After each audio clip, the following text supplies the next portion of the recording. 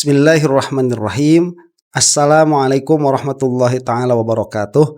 Alhamdulillahi rabbil alamin. Wa sallallahu ala sayyidina Muhammadin wa ala alihi wa sahbihi wasallam. Amma ba'du. Terjadi lagi Jumat Keramat. Ini biasanya istilah Jumat Keramat itu miliknya KPK ya. Jadi bukan ada klinik Jumat Keramat, itu nggak ada begitu ya. Itu biasanya Wahabi-Wahabi itu yang anti dengan bahasa seperti itu. Ini padahal cuma bahasa doang begitu. Yang mana biasanya KPK itu pada hari Jumat itu suka mengumumkan kasus-kasus besar, atau terbalik ya saya mengatakannya. Apabila KPK itu mau mengeluarkan kasus besar, memutuskan sebuah kasus besar, maka mereka itu suka memilih hari Jumat. Nah, ternyata kebiasaan KPK ini sekarang menular ke KIP. Karena sudah beberapa kali kita mendengar KIP itu Komisi Informasi Pusat ya mengeluarkan putusan itu pada hari Jumat. Dan sepertinya Jumat depan juga akan demikian ya dari apa yang kita simak. Nah, putusannya itu putusan apa? Putusan atas keterbukaan informasi ijazahnya Joko Widodo. Ternyata yang mana saya sangat berbahagia sekali begitu ya, karena ternyata yang diputuskan oleh KIP ini sama dengan apa yang saya prediksikan, dalam pengertian bahwa seharusnya ijazah Jokowi itu atau data-data pribadi para pemimpin, kalaupun mau ada penutupan atau pengecualian, maka itu adalah informasi-informasi yang bisa dipakai untuk tindak kriminal. Dan ternyata putusannya nanti demikian, bahwa apa-apa yang menjadi dokumen sebagai syarat mengikuti pemilu itu semuanya terbuka, masih ada dikecualikan dari putusannya ini. Tetapi yang dikecualikan itu memang perkara-perkara yang bisa mengarah kepada tindak kejahatan, tindak kriminal. Nah, itu sedari awal sudah saya prediksikan demikian, dan alhamdulillah putusannya memang demikian. Kenapa saya senang? Karena seharusnya KPU itu kan harusnya lebih cerdas ya. Masa saya ini bukan KPU, saya tidak sekolah mengenai administrasi negara, tetapi dari logika berpikir saja yang runut, yang konsisten, kita sudah mengetahui bahwa seharusnya tatkala dipinta ijazah itu diberikan begitu. Itu kan sudah umum, sudah tahu semua. Tetapi kok KPU ini akhirnya kok pura-pura bego, dan alhamdulillah begitu ya, itu sudah terbuka kebegoannya KPU itu dengan putusan dari KIP ini. Nah, itu yang pertama. Kemudian yang kedua yang menjadi permasalahan juga, ternyata ya si KPU Solonya nggak datang tuh Surakartanya dengan alasan tertentu, yang mana kalau kata pemohon ini menjadi sebuah gestur pembangkangan ya.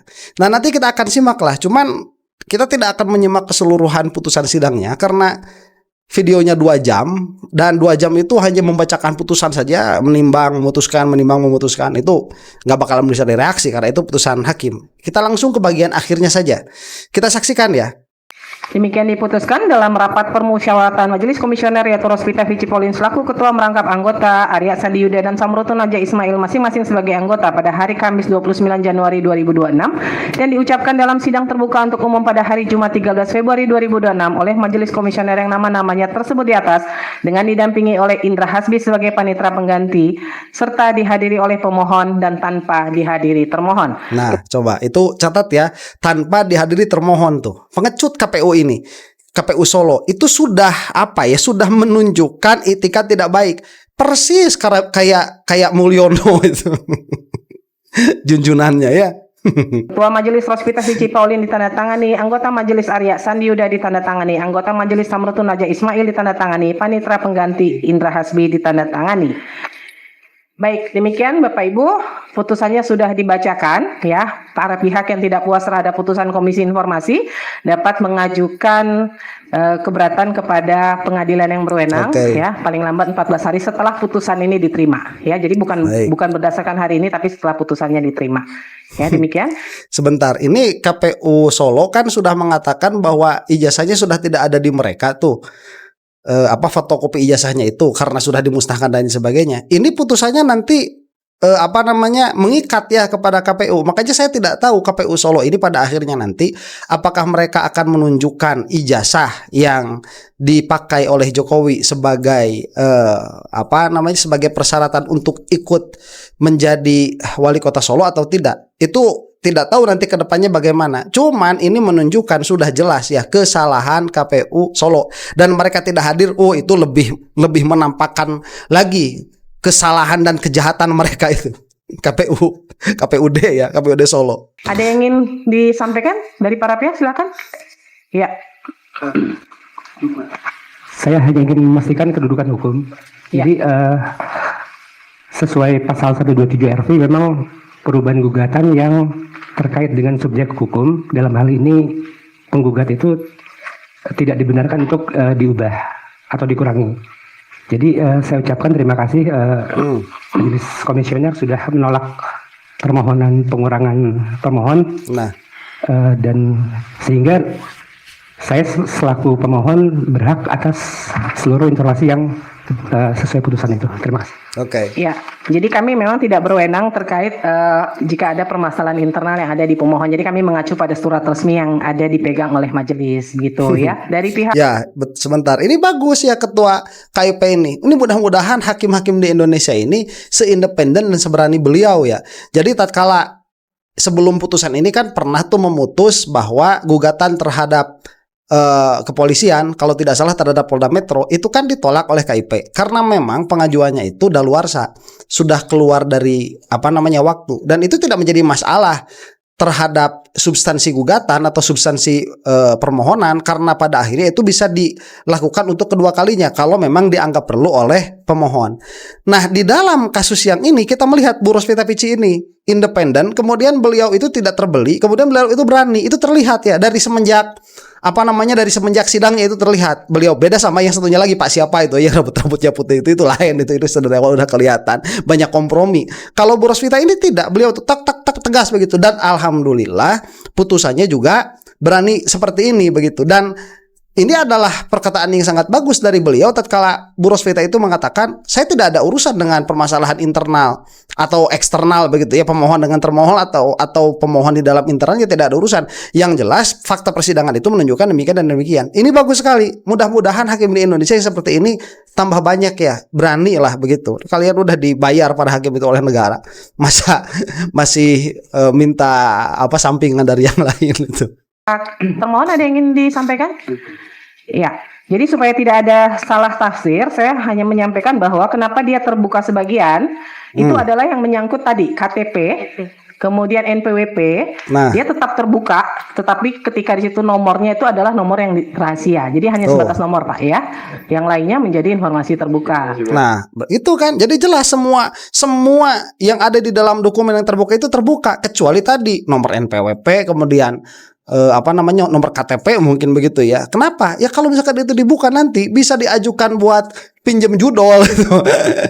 Minimalnya ya, kalau tidak nanti bisa dipakai untuk akses kartu kredit dan lain sebagainya. Itu berbahaya bagi pemilik identitas. Tapi semua yang ditutupi oleh KPU, yaitu tanda tangan dan lain sebagainya, itu menjadi terbuka semua, dan itu akan menjadi objek penelitian lagi. Dan menarik juga ya, di dalam KPUD Solo ini mereka tidak hadir karena ada permasalahan. Jokowi itu gelarnya itu kan pernah berpindah tuh dari DRS ke IR. Itu harus ditelusuri, dan apakah KPUD Solo memiliki data itu? Seharusnya ada, dan mereka sudah kalah, dan seharusnya mereka itu mengeluarkan begitu. Dan ini kalau sampai dikejar tuh ke KPUD Solonya, ini akan sangat menarik, Ijazah kan salah satu persyaratan tuh kalau nggak salah, kalau yang terbaru cuma SMA ya, tapi yang sebelumnya kan ada SD, SMP ya, nilainya tuh dikecualikan, tapi ijazah secara keseluruhan itu terbuka begitu ya. Baik. Demikian ya Ibu ya. Ada lagi Ibu barangkali Bapak? Ini hanya sebentar. Nah, itu kalaupun ada sedikit kekecewaan dari saya, ini permasalahan nilai. Seharusnya nilai itu kalau bagi kita begitu ya, itu tertutup ya, itu rahasia kita lah. Waktu di sekolah itu berprestasi atau tidak. Tetapi untuk orang yang mereka itu bercita-cita untuk menjadi pejabat publik itu seharusnya terbuka supaya kita bisa melihat bagaimana calon kita itu. Karena saya tidak melihat ada kemungkinan kriminal dari nilai-nilai yang ada dicantumkan begitu. Apa nilai kriminalnya, paling bikin orang malu begitu ya yang bersangkutan. Cuman ya suruh siapa begitu mau jadi pejabat publik. Lain halnya kalau dia bukan pejabat publik. Nah itu lain soal. Ingin menyampaikan terima kasih yang sebesar-besarnya kepada Majelis Komisi. Ya, baik. Terima kasih ya. Dengan demikian, sidang Komisi Informasi Pusat dengan nomor register sengketa 067071072 KIP PSI tahun 2025 antara pemohon Leoni Lydia terhadap termohon KPU Kota Surakarta, KPU RI dan KPU DKI Jakarta pada hari ini Jumat 13 Februari 2026 dengan ini dinyatakan selesai dan ditutup. Oke. Majelis menyilakan ruang sidang, hadirin dimohon berdiri. Oke, jadi itu istilahnya ya, KPU Kota Surakarta itu. Oh sebentar, dan ini belum selesai kan persidangannya, masih ada satu lagi dengan UGM. Itu belum putusan. Yang jelas itu KPU Solo membantah. Nah, sebentar, ini ada bahasa sedikit tentang mengomentari ketidakhadiran KPU Solo tuh. Yang mana sekali lagi saya tegaskan, ini adalah yang paling bermasalah di antara KPU yang ada. Karena hanya KPU Solo lah yang mengatakan bahwa berkasnya itu dihancurkan itu. Ya, dimusnahkan, sudah tidak ada lagi di kami. Itu KPU Solo saja. Padahal yang paling penting itu adalah yang ada di KPU Solo, karena pernah terjadi perubahan gelar itu dari dokterandes ke insinyur.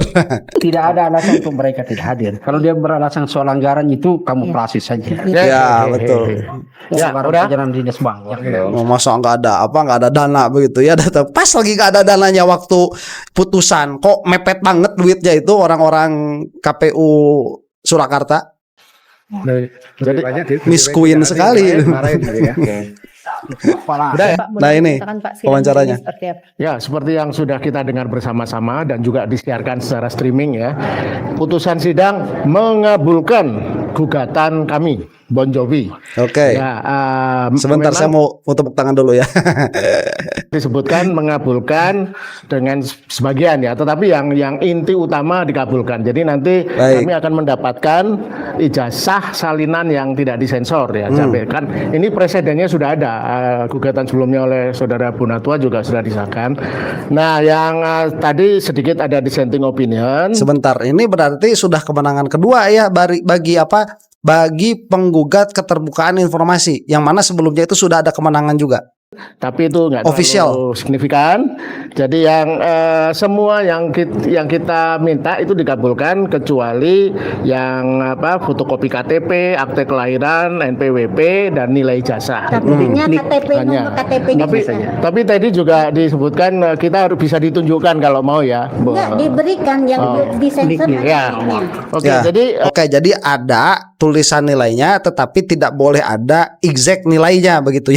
Yang di kolom kirinya boleh ada, yang di kolom kanannya tidak ada. Ini sekali lagi, kalaupun ada rasa kekecewaan sedikit begitu ya terhadap terhadap sidang KIP ini, itu masalah nilai. Itu yang karena ini akan menjadi presiden kan untuk pemilu ke depan sebetulnya. Jadi untuk para pemimpin begitu, apalagi yang sudah jadi, itu harus mau dilihat nilai sekolahnya. Meskipun kalau kita cerdas begitu ya, tidak linear juga kok. Nilai sekolah dengan nilai sekolah dengan kemampuan memimpin itu tidak linear ya. Kadang-kadang nilai sekolahnya jelek, pemimpinnya bagus, atau sebaliknya. Tetapi ini adalah akuntabilitas saja seorang pemimpin kepada rakyatnya, kepada masyarakatnya, supaya tahu begitu. Jadi kalaupun bagus nilainya, itu menjadi pacuan semangat untuk anak-anak supaya berprestasi di sekolah, prestasi akademik. Kalaupun jelek misalkan nilainya, dan kita mengetahui bahwa ternyata yang jelek nilainya bisa jadi pemimpin, itu akan menjadi motivasi juga untuk orang-orang yang tidak terlalu berprestasi secara akademik. Karena memang sekali lagi saya katakan itu tidak linear, tetapi ini harus ada akuntabilitas dari seorang pemimpin kepada masyarakatnya dengan cara menunjukkan nilai-nilai yang ada. Jadi mungkin pertanyaan yang paling penting bagi teman-teman adalah setelah kemenangan yang ditegaskan lagi ini 2 kali, ini apa yang selanjutnya akan dilakukan Bon Jovi ya, bongkar jasa Jokowi ya. Kami akan terus melanjutkan upaya-upaya ilmiah ini, melakukan audiensi dengan Kementerian PAN, pendaya gunaan aparatur negara, karena kami sudah mendapatkan beberapa data menarik tentang bahwa pada tahun 2015 di era periode pertama era Presiden Jokowi itu sebenarnya sudah dibentuk Satgas untuk mempersoalkan ijazah palsu. Nah, entah kenapa waktu itu tidak ditandatangani oleh Jokowi. Ada 21 satgas Sebentar. Ini informasi saya agak lewat sedikit nih. dengan Kementerian PAN, pendaya gunaan aparatur negara, karena kami sudah mendapatkan beberapa data menarik tentang bahwa pada tahun 2015 di era periode pertama era Presiden Jokowi itu sebenarnya sudah dibentuk Satgas untuk mempersoalkan ijazah palsu. Oke. Nah, entah kenapa waktu itu tidak ditandatangani oleh Jokowi. Ada 21 satgas 21 pembentukan satuan tugas, hanya satuan tugas ijazah palsu yang tidak berlanjut. Mensrea sudah itu ya. Mensrea sudah. Ini kalau kita lihat puzzle sedari awal tuh tahun 2015 sudah ada upaya untuk pembentukan satgas, di antaranya itu Satgas Pemberantasan Ijazah Palsu.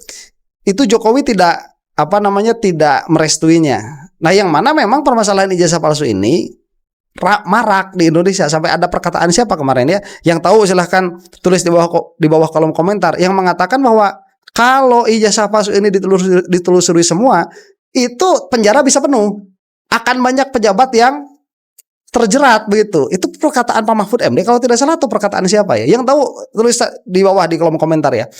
Bahkan di Garut pun permasalahan ijazah palsu ini itu sangat marak sekali begitu ya. Malah sebagian itu sudah terbukti memang memakai ijazah palsu. Nah, tatkala Satgas ijazah palsu ini ditolak oleh Jokowi, yang mana ingat waktu itu siapa partainya, PDIP. Ingat itu partainya dulu ya.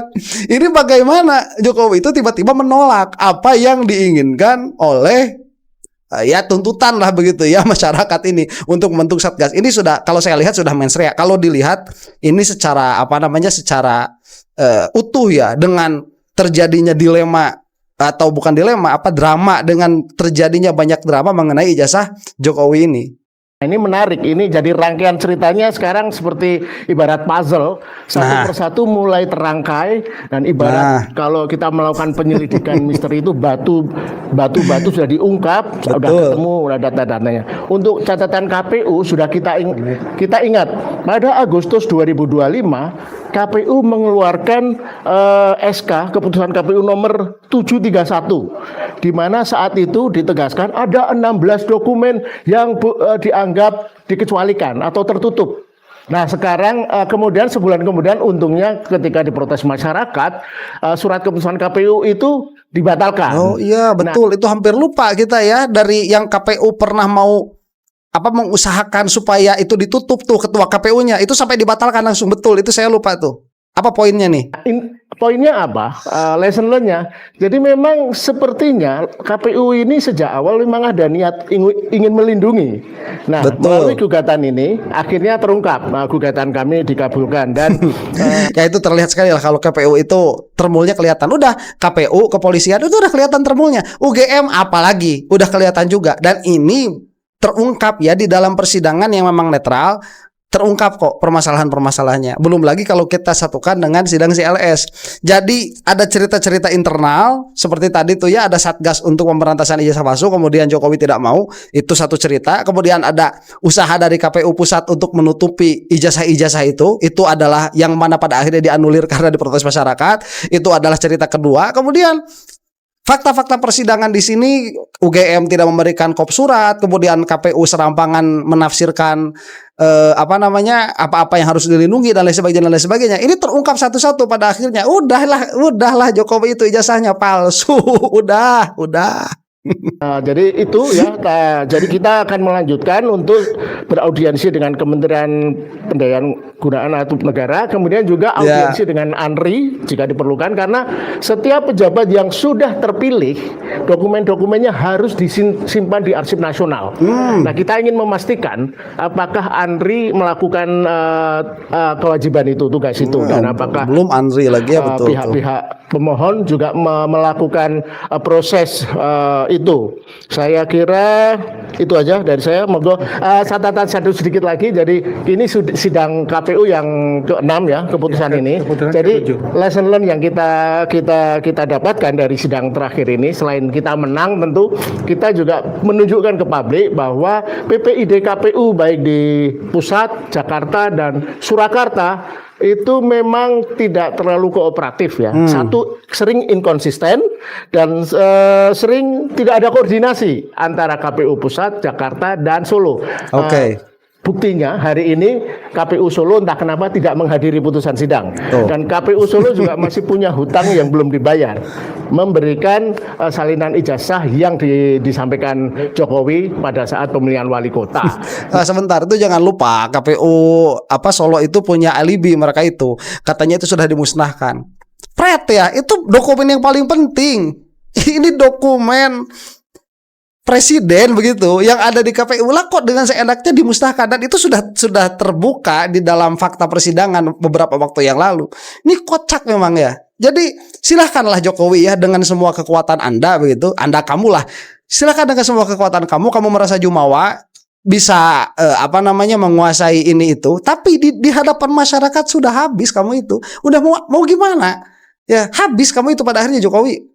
Mau apa di hadapan masyarakat? Udah oke.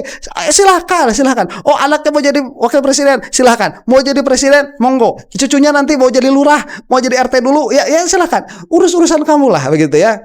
Cuman di hadapan masyarakat kamu itu habis sudah. Pada akhirnya lihat saja nanti. Kalau terus-terusan seperti itu, mending mundur lah udah Jokowi ya. Nah, semoga ini lesson learn yang bagus bagi kita untuk melanjutkan sidang-sidang berikutnya. Kami masih punya sidang gugatan untuk UGM yang kemungkinan minggu depan. Kemudian Polda baru akan dimulai juga mungkin minggu depan. Jadi Polda ini akan waktu panjang, mungkin sampai April atau Mei. Silakan kalau Mbak. Satu kata saja dulu supaya ini soal Solo, saya kira ini tidak ada alasan mereka ya. Jadi maksudnya gini, pertama adalah ini sidang dan penting dan mereka tidak hadir, tidak ada klarifikasi dari mereka. Kalau soal budget itu uang negara, itu satu. Yang kedua, terkait pernyataan dari argumentasi majelis bahwa ijazah itu adalah dokumen publik. Kita ambil dari argumentasinya. Artinya kalau teman-teman nanti kepingin ijazahnya Prabowo, kepingin ijazahnya Gibran, tidak ada alasan untuk ditutup oleh KPU. Oke, baik, bagus sekali. Ya, itu bagi yang pertama itu ya, KPU Solo tidak hadir, itu tindakan pengecut sudah. Ya, itu tindakan pengecut dan hanya memberikan penegasan bahwa mereka itu kalah dalam hal ini dan mereka itu tidak mampu untuk menerima kekalahan, tidak gentleman. Karena memang mungkin ya pada akhirnya nanti harus dengan segera memberikan apa yang dituntut oleh termohon. Kalau misalkan tidak mau, entah nanti kekuatan eksekusinya ada di siapa tuh. Kalau misalkan sudah ada putusan KIP kemudian dipinta kepada KPU Solo dan KPU Solo kekeh tidak mau memberikan dengan alasan apapun, itu kan nanti semestinya ada kekuatan eksekusi. Nah, kekuatan eksekusi untuk memaksa Solo ini, KPU Solo supaya mengeluarkan ijazahnya Jokowi atau salinannya begitu, itu ada di siapa? Yang tahu silahkan tulisan di kolom komentar ya. Masa kepolisian nanti? Kalau kepolisian sama aja bohong. Polisi yang menggeledah KPU Solo misalkan dicari-cari harus ketemu, kemudian yang memeriksanya nanti atau yang mengeksekusinya kepolisian, ya sama aja bohong. Kalau kejaksaan saya kira itu akan agak. Cuman ini kan bukan masalah pidana ya, jadi bingung tuh. Kekuatan eksekusinya di siapa? Kalau melawan nanti pada akhirnya KPU. Nanti hari ini tanggal 13 Februari 2026, ini sebenarnya pengajuan untuk permohonan ini adalah tanggal 14 Oktober 2025. Jadi satu hari sebelum 4 bulan. Perjalanan ini cukup panjang ya. Hanya untuk mengungkap kalau informasi publik seperti ijazah Presiden Jokowi ini kita ungkap pada hari ini ya, kita dapat ya bukan kemenangan ya, sebenarnya seluruh masyarakat ini, seluruh warga negara Indonesia itu bisa mengetahui ijazah, KTP, WPNB, akte kelahiran seorang pejabat negara. Jadi tidak ada hal yang ditutup-tutupi seperti putusan kita pada hari ini. Ya betul, sebetulnya itu. Jadi 4 bulan hanya untuk membuka kebodohan KPU itu terlalu lama sebetulnya. Karena tanpa persidangan ini pun dari logika berpikir yang ajak kita sudah tahu seharusnya apa-apa yang berusaha ditutupi oleh KPU itu tidak ditutupi begitu. Dengan sedikit saja berpikir kita sudah tahu. Lah inilah gimana kalau udah dibeli orang yang seperti itu ya, kelihatannya aja orang-orang pinter tuh. Kalau sudah dibeli Ya, entah terbeli apanya. Saya tidak mengatakan itu dibeli dengan duit begitu ya, dengan simpati atau apapun itu. Cuman kalau sudah terbeli orang itu, kelihatannya pintar juga, ya pada akhirnya bego begitu di akhirnya. Jurisprudensi untuk dokumen pejabat publik yang digunakan, yang didaftarkan KPU itu adalah terbuka. Ya, jadi momen sejarahnya begini ya. Jadi untuk ini jadi presiden untuk pemilu pilpres yang berikutnya, ini tidak bisa lagi calon politikus yang ingin menduduki posisi jabatan publik bisa bermain-main dengan lagi sampai memasukkan. Ya, dan untuk KPU dan universitas juga harus serius untuk melakukan apa yang disebut autentifikasi, verifikasi faktual. Nah, yang lihat. Nah, sebentar. Nah, ini Gibran juga nanti ya, kalau dia sampai maju lagi di pemilu depan, ini harus diadakan dulu verifikasi faktual tuh ke MDIS yang ada di Singapura atau yang ada di mana itu, yang ada di Singapura sebagaimana diakukan. Itu harus ada verifikasi faktualnya, yang mana itu tidak dilakukan sebelumnya dengan adanya keputusan ini. Karena jika tidak, ya mengambil resiko akan diperkarakan lagi begitu. Ya nggak belajar pada akhirnya. Kita minggu depan dengan UGM ya, itu lebih seru dari ini karena Putusan kita juga ya sudah putusan. Jadi kita akan mengecek soal perbedaan warna stempel, dan kita sudah tahu ternyata kenapa kemarin disensor, ternyata memang legalisasinya itu tidak ada tanggalnya. Itu aneh sekali, dan itu akan kita ungkap minggu depan. Tunggu tanggal mainnya. Oke, siap. Terima Kasih ya. Sama-sama ya, terima kasih. Itu akan seru ya yang UGM. Nah, ini sebentar, ini ada video sedikit saja karena waktu kita juga sudah tidak banyak begitu. Yang berkaitan setidaknya dengan legalisasi ini, legalisir ijazahnya Jokowi, ijazah dalam tanda petik begitu ya. Karena setahu ya, ini semuanya kan analisa saya sudah jelas, sudah selesai, Jokowi itu ijazahnya palsu. Kita saksikan sedikit saja. Kalau dari teman-teman sebelah selalu kan argumennya itu. Karena setiap hal yang janggal itu kemudian kami pertanyakan dan kemudian harus dilarikan kepada pertanggungjawaban UGM, ya itu hal yang menguntungkan mereka. Kenapa tuh Bang? Ya menguntungkan mereka karena begini, seperti kacamata Pak Jokowi di dalam ijazah dikatakan, oh itu kan hal yang wajar saja, ya kan? Tapi kan ada kejanggalan di situ. Oke lah, itu kita udah lewat lah fase itu. Begitu kita masuk ke fase baru, di mana ada satu fakta baru terungkap di publik secara sah gitu ya, bahwa legalisir itu tidak sesuai dengan legalisir baku yang berlaku di universitas. Ini kan kejanggalan lagi gitu. Artinya dari awal memang ijazah ini bermasalah. Ya itu betul. Jadi semua kejanggalan itu pada akhirnya oleh para termohon itu dianggap wajar begitu, wajar. Lah kalau seperti itu ya silakan kamu itu memasrahkan diri untuk dibodohi karena ini wajar. Padahal nalar kritis tidak bisa seperti itu. Kalau ijazah ini tidak bermasalah, tidak mungkin muncul banyak sekali indikasi-indikasi. Kita kan nggak tahu apakah ini adalah satu bentuk kesengajaan yang sistematis gitu, yang dilakukan secara terstruktur untuk melindungi satu dokumen yang pernah karena terlanjur digunakan sebagai dasar pencalonan presiden. Kemudian ketika dipertanyakan dan dipersoalkan karena adanya banyak sekali indikasi-indikasi, kemudian ini seperti mengungkap kotak Pandora yang kejanggalannya itu semakin banyak dan semakin banyak, termasuk juga oleh otoritas UGM sendiri gitu. Nah, oke, sampai situ saja ya. Jadi memang kejanggalan itu normal. Kalau cuma satu itu, 2 janggal, 3 kurang ajar, 4, 5, 6, 7, 8 itu mustahil asli begitu. Saya sudah membahas tentang probabilitas itu. Cuman ala kulli hal ya, dari sini kita bisa menyimpulkan lah bahwa apabila peradilan itu dia memang adil, itu dia tidak akan jauh-jauh dari persepsi masyarakat secara umum. Karena persepsi masyarakat secara umum itu dia bukan tanpa bias ya. Dia